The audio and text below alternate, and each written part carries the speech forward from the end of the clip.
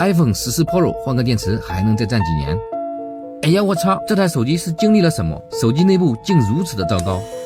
这台 iPhone 14pro 是我们汤阴同城粉丝的，电池效率已经达到50%，手机设置中已经提示电池维修，电池严重鼓包，散发出浓浓的电解液的味道，还少了3颗螺丝。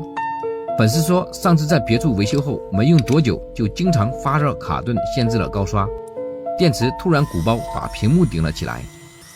正想着如何维修更换电池，刷到了我们一致电信的视频，感觉维修的非常仔细认真，换过电池后还恢复原厂7米防水性，然后就在视频左下角团了一张团购券，来到店里面进行维修。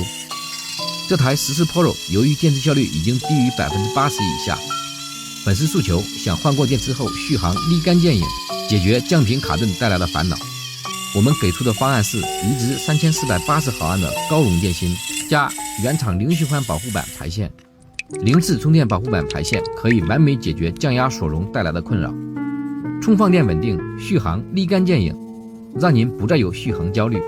每一款机型我们都会推荐优质的方案。接下来我们来观看整个维修过程。如果您的苹果手机电池也不耐用了，也想和视频中一样更换电池的，点击视频左下角团购链接，选择自己的手机型号下单。趁着现在团购有优惠活动，全国1000多家门店，价格非常合适，都是统一化的精细化维修流程。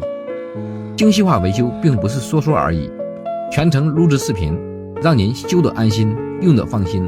欢迎过来体验。